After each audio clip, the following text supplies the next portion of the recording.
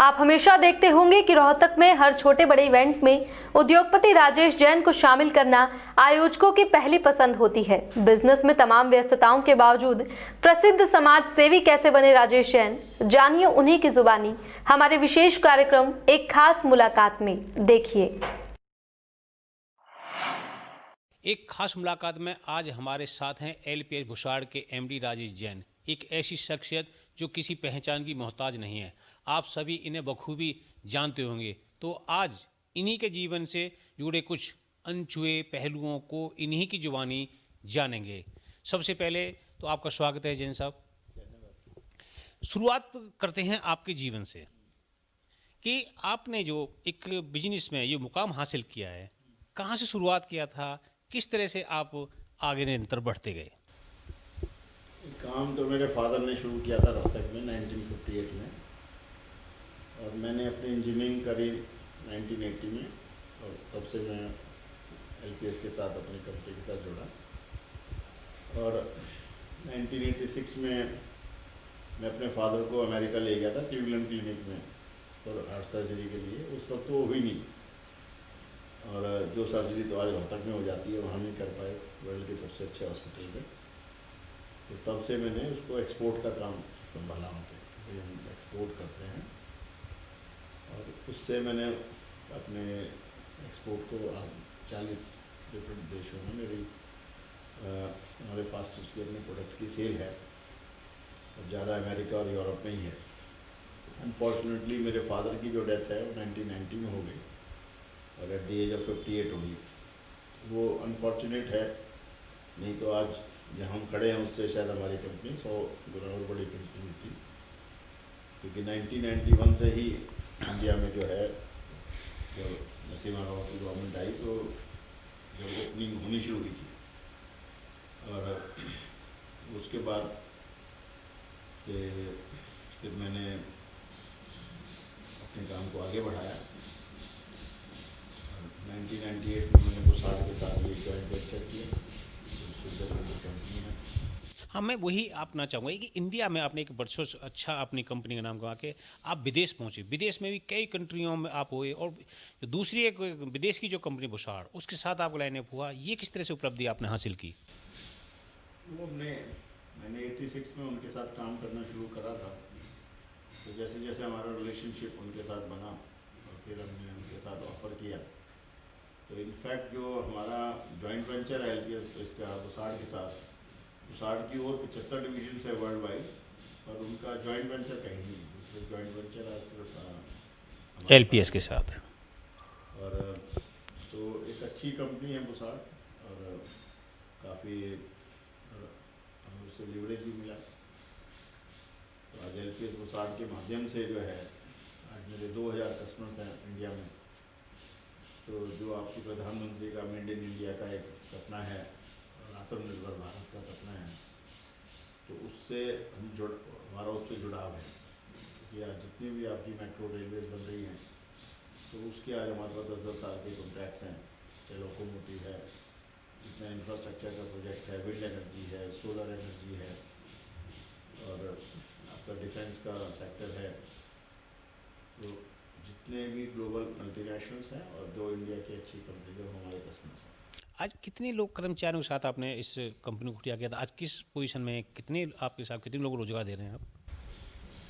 आज हमारे खरावड़ के कैंपस में इस वक्त 1000 आदमी हैं।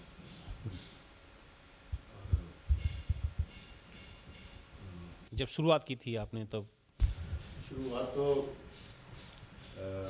सबसे पहले तो मैंने कहा ना कि LPS तो मेरे फादर ने शुरू करी। जी जी। उस LPS में तो 2500 आदमी थे, हम्म। और फिर 2006 में 98 में LPS भुसाड़ की थी, और फिर एक हमारी कंपनी UPS है जो मैंने 2006 में शुरू करी। जी जी जी। तो मेन LPS से जी। गए थे। ये सब आपकी एक शख्सियत, उद्योगपति हैं, व्यापारी हैं, देश में नाम है, उसके साथ एक बड़ा नाम जुड़ा है समाज सेवा का। ये एक चूँकि बिजनेसमैन एक बिजनेस में ध्यान देता है और आगे बढ़ता चला जाता है। खैर, आप प्रभु कृपा रही आप बढ़ते, लेकिन समाज सेवा की भावना हर किसी के अंदर नहीं आती है। और भी तमाम अरबपति उद्योगपति होंगे, आपके अंदर ये कूट कूट के भावना कैसे भरी? देखो ऐसा है कि मेरे फादर का भी शुरू से समाज सेवा में बड़ा ध्यान था, और उस वक्त तक तो मैं नहीं जुड़ा था। जैसे मैंने कहा कि मेरे फादर की अर्ली डेथ हो गई थी, तो हमारी फैमिली पिछले 400 साल से रोहतक में है। 11 जनरेशन है हमारी जो रोहतक से है, और आज हम लोगों के घर दिल्ली भी हैं। और हम लोगों ने कहा कि भाई जिस शहर ने हमें ये मुकाम दिया है तो वो शहर हमें छोड़ना नहीं है। और तो पिछले कुछ वर्षों से इसमें सबसे ज़्यादा तो मैं कहूँगा कि हार्वर्ड बिजनेस स्कूल ने इसमें मेरे को कंट्रीब्यूशन किया कि भाई अगर लाइफ में अगर आपको कोई सिग्निफिकेंस पाना है तो जब तक आपका जिस कम्युनिटी में या समाज में आप हैं तो वहाँ पे अगर आप काम नहीं करोगे तो आपकी लाइफ की इम्पोर्टेंस नहीं इस्टेब्लिश होती। तो मैं 2000 में गया था, 2000 से 2001 में हार्वर्ड बिजनेस स्कूल, जहाँ मैंने 3 साल की अपनी एग्जीक्यूटिव MBA करी।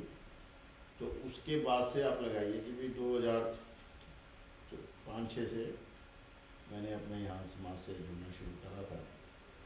और मेरे को ये लगा कि भाई जिस सिटी में, जिस कम्युनिटी में आप रहते हैं, और जब तक अगर आप उस समाज के प्रति अपना कर्तव्य नहीं निभाएंगे तो आपकी लाइफ नहीं ले सकते। तो आप जो अगर शहर में कोई इवेंट होता है तो सबसे पहले आपके हाथों शुभारंभ कराना लोग पसंद करते हैं। तो इतने प्रोग्राम होते आते हैं आपके पास, उनको किस तरह से मैनेज करते हो? इधर बिजनेस पे भी ध्यान देना है, इधर पब्लिक को भी की उम्मीदों पे खड़ा उतरना है। भाई मुझे तो आज के दिन तो बहुत मुश्किल हो रखा है। साल में भी एवरेज 140-150 सोशल इवेंट्स में जाना पड़ता है। और तो उसमें मेरी टीम मेरे साथ है, वो उसको टाइम में मैनेज करते हैं। जहाँ टाइम मैं अपने हिसाब से दे पाता हूँ उसी इवेंट्स में मैं जाता हूँ। और कि मैनेज करना ही पड़ता है, अदरवाइज है डिफ़िकल्ट आज के हिसाब से। काफ़ी मेरे को बल्कि इसकी वजह से लाइफ में कंस्ट्रेंट महसूस करता हूँ कि भाई एक फ्रीनेस, अगर पहले जैसे अगर मैं अभी इंटरनेशनल ट्रैवल करता था, कोविड में नहीं किया, तो मेरा महीने में एक हफ्ते का इंटरनेशनल ट्रैवल रहता है, तो 3 दिन का महीने में मैं प्लान करता था डोमेस्टिक ट्रैवल। क्योंकि कस्टमर्स के साथ जो इंटरेक्शन है, मैं समझता हूँ जब तक वो ना हो तो बिज़नेस में एक पकड़ नहीं आती। और आज मेरे पास जो इंटरनेशनल कस्टमर्स भी हैं, तो 40 साल में किसी कस्टमर ने हमें छोड़ा नहीं, तो कभी हमारे प्रोडक्ट का रिकॉल नहीं हुआ। और एक जो क्वालिटी का जो ट्रस्ट हमारे कस्टमर्स के साथ बना हुआ है और एक पर्सनल रिलेशनशिप जो बनी हुई है, तो वो बिज़नेस के लिए बहुत ज़रूरी है। तो उसके लिए ही मेरी टीम भी जाती है, बहुत सारे और भी लोग ट्रैवल करते हैं। तो एक पर्सनल रिलेशनशिप है मेरा ग्लोबली, विदेशों में जहाँ पे मेरे कस्टमर्स हैं, इंडिया में हैं, तो वहाँ भी ट्रैवल करना पड़ता है। फिर जब यहाँ होते हैं तो उससे बल्कि फैमिली लाइफ अब सफ़र हो रही है। पहले हम संडे को तो जैन साहब, कोविड जो एक देश विदेश विश्व में एक महामारी फैली, रोहतक के आपने मोर्चा संभाला हुआ था कोविड से लोगों को बचाने के लिए, संकट में आए लोगों की मदद करने। एक तरफ अकेली सरकार, एक तरफ आपकी पहले सरकार की तरह आप काम कर रहे थे, हर सुविधाओं के लिए सब कुछ मुहैया करा रहे थे। ये आपने जो, चूँकि हमने देखा कि प्रशासन से पहले आप लोगों को एवरेज करने के लिए पहुँच जाते थे, इसमें किस तरह से आपने टाइम निकाला और किस जुनून के साथ आपने काम किया? देखिए, सबसे पहले तो मैं डेली जैसे एक चीज़ की डेप्थ में गया। कोविड हम लोगों ने अपनी फैक्ट्री में भी आज अर्ली फरवरी में थर्मल स्कैनिंग शुरू कर दी थी, सैनिटाइजेशन शुरू कर दिया था। और इसको मेरे को अपनी बैक नॉलेज पे और ये एहसास हो गया था कि ये एक बहुत बड़ी आपदा है।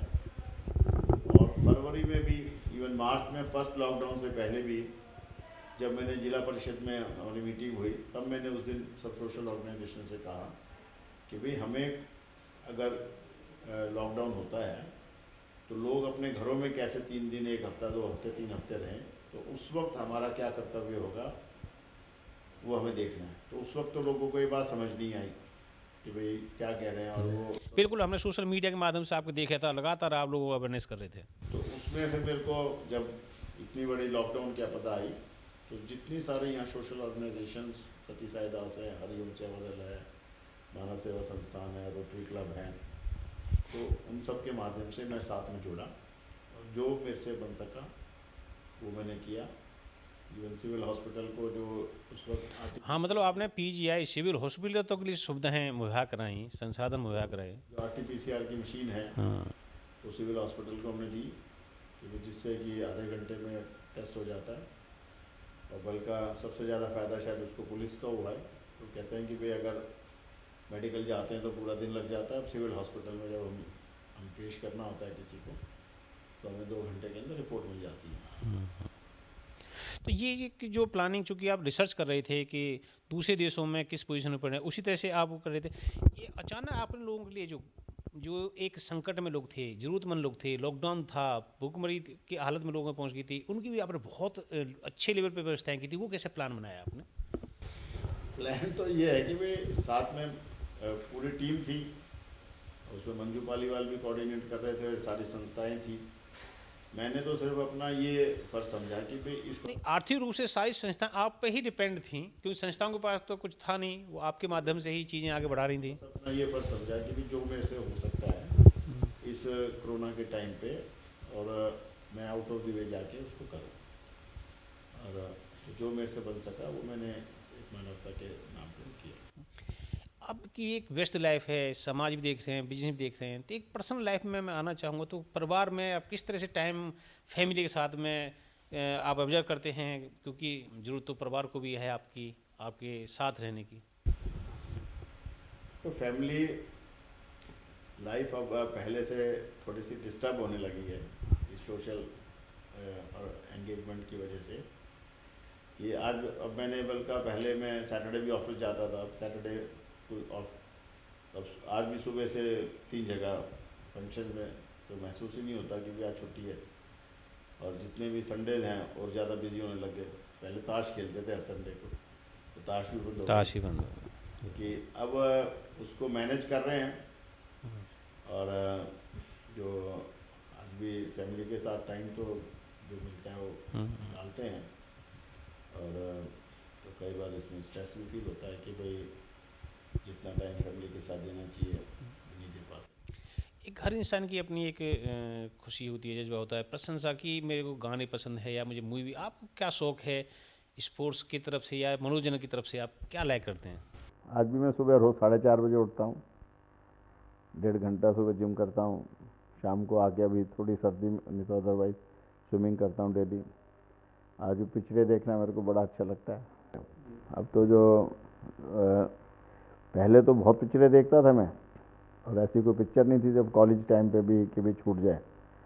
अब तो ज़्यादा टाइम या तो गाड़ी में जब जाते हैं वो गाड़ी में पिक्चर देखते हैं, या शाम को जिस दिन भी, अभी आजकल भी एक मैं लास्ट शिप एक सीज़न देख रहा हूँ, और इस वायरस के ऊपर ही है इफेक्ट। तो बड़ा लंबा वो है, तो 3-3, 4-4 घंटे, फिर शाम को रात को सोने में भी लेट हो जाते हैं। But I still like enjoying watching movies.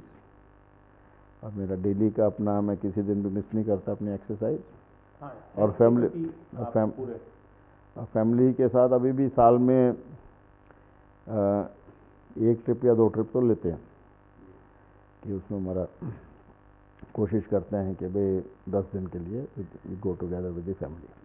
बिल्कुल निसंदेह, क्योंकि आपकी लाइफ में, क्योंकि तमाम देशों में आपका बिजनेस फैला हुआ, तो आपका तो एक एक मिनट आपका शेड्यूल बनता है, आप उसकी तैयार कर देते होंगे कि भाई आपका ये घंटा इस काम के लिए, वो घंटा इस काम के लिए। नहीं, इतना बिजी भी नहीं हूँ मैं। एक चर्चा आती है, क्योंकि हर कोई समाज सेवा से ही राजनीति की तरफ मूव करता है। शुरुआत तो समाज सेवा ही नाम लेके चलते हैं। शहर में, हरियाणा में एक जाना माना आप समाज सेवी के रूप में हैं। क्या आपको महसूस हुआ है कि समाज सेवा से मुझे राजनीति में जाके भी और बड़े लेवल पे मैं पूरे हरियाणा की, रोहतक की सेवा कर सकूँ किसी राजनीतिक पद के साथ? नहीं, अभी तक तो मेरे को कोई राजनीतिक पद नहीं चाहिए। मेरे को लगता है कि जैसे मैं अभी अपना बिजनेस करते हुए और जो ये काम कर रहा हूँ, तो वो बेटर है एज़ कम्पेयर टू कोई पॉलिटिकल पोजीशन लेने के लिए। और मैं किसी भी पॉलिटिकल पोजीशन को नज़र में रखते हुए ये काम नहीं कर रहा। और तो बल्कि मेरे को लगता है कि पॉलिटिकल पोजीशन में पावर शायद ज़रूर है, पर मेरी ज़िंदगी और ज़्यादा बन जाएगी। आपको युवा प्रेरणा स्रोत मानते हैं बिजनेस के बारे में, और खो भी वास्तव में बिजनेस की। आप युवाओं के लिए स्वरोजगार, स्वयं रोजगार या रोजगार, क्या मैसेज देना चाहोगे? युवा किधर जाए? युवाओं के लिए मैसेज है कि भी कभी भी नौकरी के बारे में ना सोचें।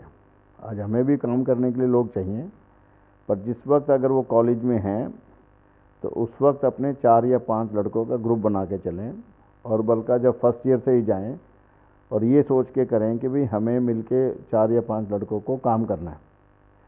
और जब कॉलेज से बाहर निकलें तो कोई अपनी स्टार्टअप कंपनी बनाएं।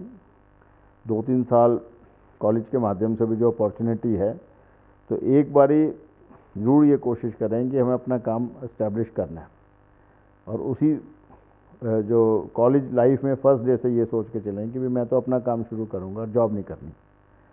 और उसमें ज़रूरी नहीं है कि भी सबको सक्सेस मिलेगी, बट अगर वो माइंड में बैकअप करके चलोगे तो आपको, मैं समझता हूँ कि भाई your future will be better. तो you need to be an entrepreneur rather than कि भाई मैं तो जॉब ही करनी है। एक खास मुलाकात में आज हमारे साथ थे LPS भुसाड़ के MD राजेश जैन जी। अगले सप्ताह नई शख्सियत के साथ फिर हम आपके सामने हाजिर होंगे। तब तक के लिए